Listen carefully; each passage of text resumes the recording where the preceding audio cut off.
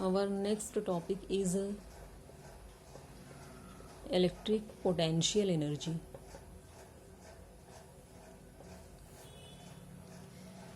Electric potential energy किसी भी system की क्या होती है, इसको समझने के लिए हम एक चार्ज कंसिडर करेंगे plus Q which is situated at origin. Suppose इस चार्ज से r1 डिस्टेंस पर कोई पॉइंट है ए. चार्ज प्लस क्यू से या पॉइंट ओ से r1 डिस्टेंस पर एक पॉइंट है ए. इस पॉइंट पर अगर हम एक unit positive test charge place करें तो चार्ज प्लस क्यू इस चार्ज के ऊपर रिपल्सिव फोर्स एक्सर्ट करेगा. अगर ये चार्ज निगेटिव चार्ज होगा then the force exerted by this negative charge on this unit positive test charge it will be attractive force. लेकिन ये दोनों चार्जेस चूँकि पॉजिटिव चार्जेस हैं इसलिए दोनों चार्जेस के बीच में रिपल्सिव फोर्स एक्ट होगा. अगर यूनिट पॉजिटिव टेस्ट चार्ज को पॉइंट ए से पॉइंट बी पर डिस्प्लेस करना हो which is at a distance r2 from the charge plus q, then we have to do work against the electrostatic force. Electrostatic force charge plus q इस unit positive test charge पर repulsive force act करेगा. Repulsive force की direction क्या होती है? Away from the positive charge. Charge plus Q इस positive test charge को ripple करेगा, रिपल्सिव फोर्स एक्सर्ट करेगा इसके ऊपर और इस फोर्स की डायरेक्शन होगी away from the positive charge. This is the direction of the force. तो अगर हमें फोर्स की अपोजिट डायरेक्शन में इस चार्ज प्लस क्यू ज़ीरो को डिस्प्लेस करना हो पॉइंट ए से पॉइंट बी पर, अगर डिस्प्लेसमेंट ऑफ फोर्स के अगेंस्ट करना हो then we have to do work. ये वर्क डन जो इस यूनिट पॉजिटिव टेस्ट चार्ज पर किया गया है इस चार्ज को फोर्स के अगेंस्ट डिस्प्लेस करने के लिए ये इन दोनों चार्जेस के इस सिस्टम में स्टोर हो जाएगा in the form of potential energy. इस तरीके से जो सिस्टम की पोटेंशियल एनर्जी है ये इंक्रीज होगी. सपोज टेस्ट चार्ज जब पॉइंट ए पर है उस वक्त इसके ऊपर फोर्स एफ एक्ट हो रहा है. This force by Coulomb's law is given by 1/4 pi epsilon 0 q0 upon r1 square. Coulomb's law में मालूम है the force is directly proportional to the product of magnitudes of the two charges and this force is inversely proportional to the square of the distance between these two charges which is r1. तो unit positive test charge जब point A पर होगा तो इस पर इतने magnitude का force act होगा. डायरेक्शन क्या होगी? Away from the positive charge. तो चार्ज क्यू ज़ीरो के ऊपर इतना फोर्स एक्ट हो रहा है. इस फोर्स के अगेंस्ट अगर हमें स्मॉल डिस्टेंस से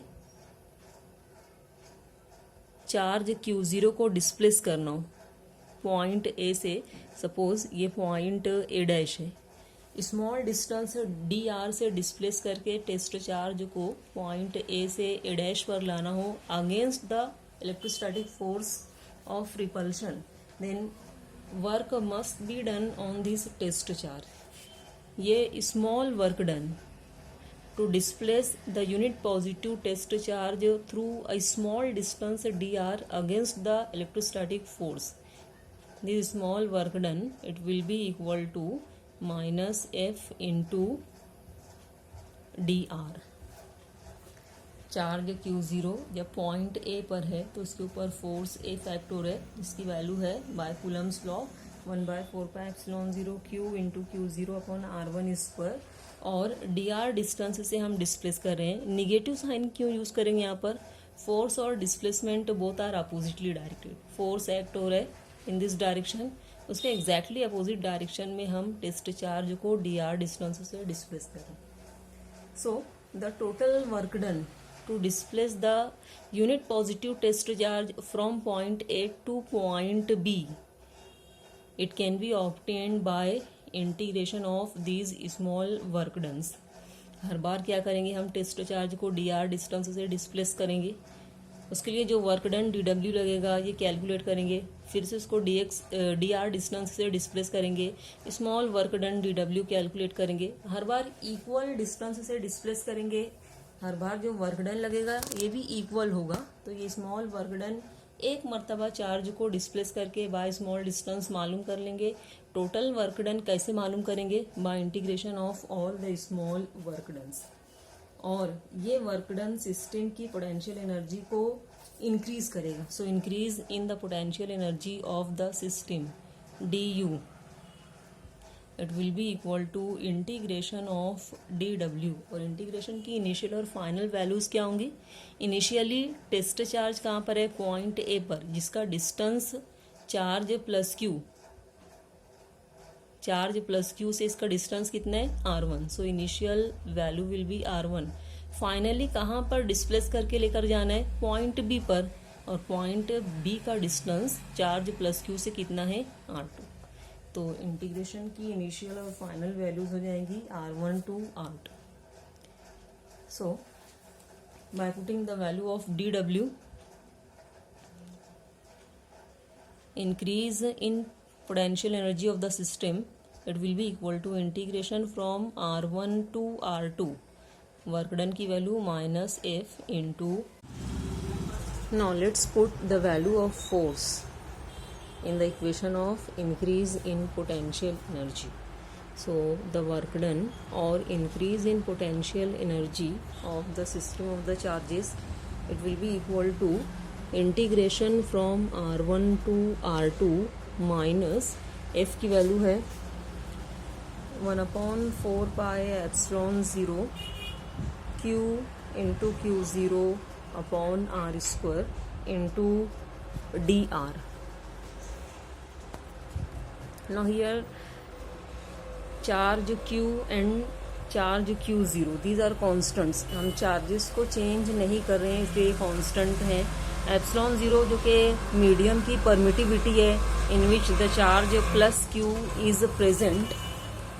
सो we will take this constants out of the integration sign. So the equation for work done और increase in potential energy of the system will become r1, integration from r1 to r2. We have to take these constants out of the integration. So this equation will become 1/4 pi epsilon 0 q into q0 integration क्या बचेगा, dr upon r square from r1 to r2. Now we have to integrate this term 1/r square with respect to dr.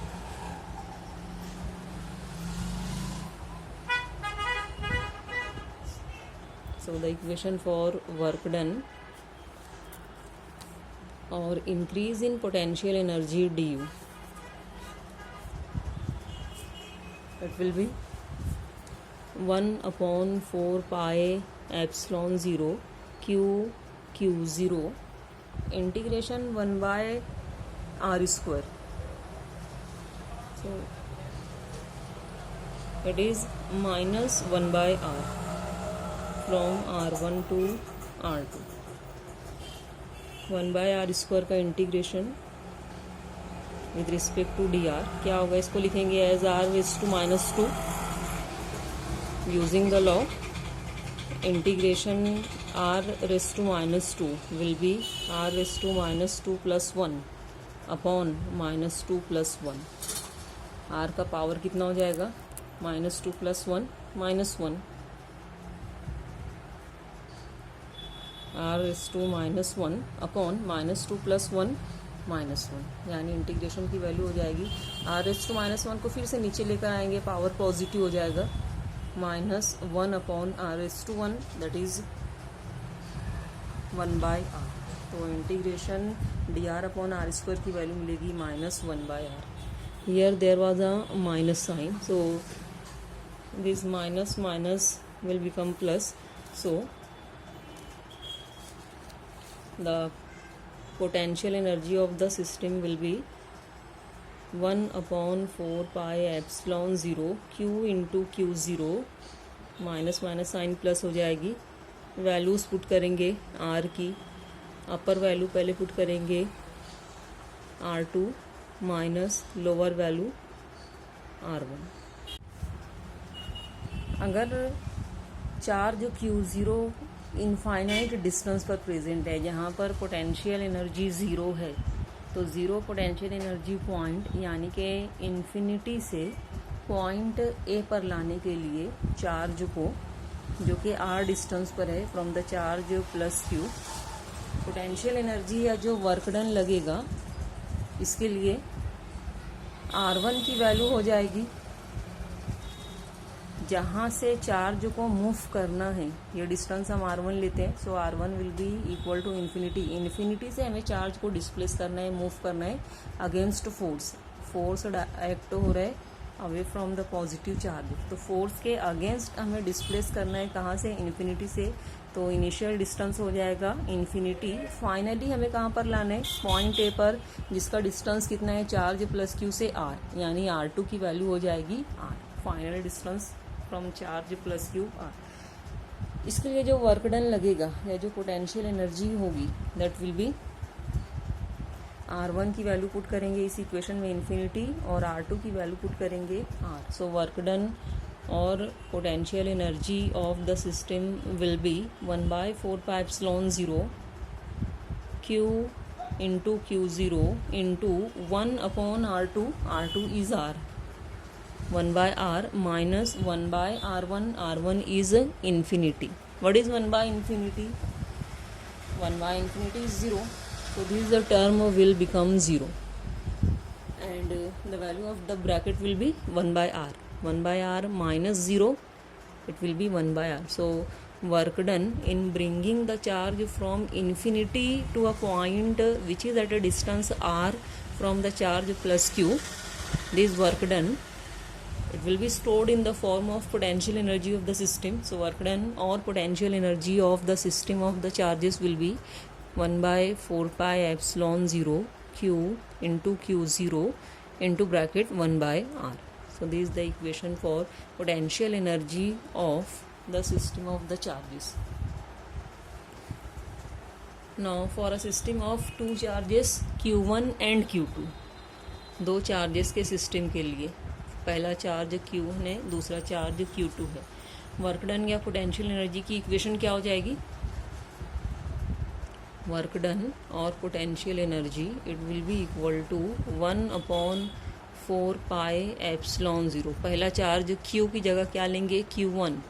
Second charge Q2. दोनों charges के बीच का distance अगर R है, तो work done या potential energy की equation हो जाएगी 1/4 pi epsilon 0 Q1 Q2 upon R. इस इक्वेशन को हम लिख सकते हैं as 1/4 pi epsilon 0 Q1 upon R into Q2. Q2 को अलग कर लेंगे, बाकी की क्वांटिटी को एक ब्रैकेट में लिखेंगे, और it can be written as 1/4 pi epsilon 0 Q2 upon R into Q1. लिख सकते हैं इक्वेशन को ऐसे. अब ब्रैकेट की जो क्वांटिटी है 1/4 pi epsilon 0 into charge upon distance. This quantity it depends on location of the charge. कौन सा चार्ज है, कितने डिस्टेंस पर, किस पॉइंट पर हम वैल्यू निकाल रहे हैं पोटेंशियल एनर्जी की. तो ये चार्ज के लोकेशन पर डिपेंड कर रहा है और चार्ज के ऊपर डिपेंड कर रहा है. ये क्वांटिटी ब्रैकेट के अंदर की इलेक्ट्रिक पोटेंशियल कहलाती है, और इलेक्ट्रिक पोटेंशियल को डिनोट किया जाता है सिंबल Vc. तो पहले चार्ज का electric potential V1 will be 1/4 pi epsilon 0 Q1 upon R. Second charge का इलेक्ट्रिक पोटेंशियल V2 हो जाएगा 1/4 pi epsilon 0 Q2 upon R. तो इलेक्ट्रिक पोटेंशियल के फॉर्म में इलेक्ट्रिक पोटेंशियल एनर्जी की इक्वेशन को किस तरीके से लिखा जा सकेगा? electric potential energy will be, that is the electric potential of the charge q1, so it will be v1, bracket की ये क्वांटिटी v1 है, इंटू q2, और it will be for the second case this the electric potential of the charge q2, जिसको हम v2 लिख रहे हैं, into charge q1. So potential energy in general, work done और potential energy can be written as electric potential into charge.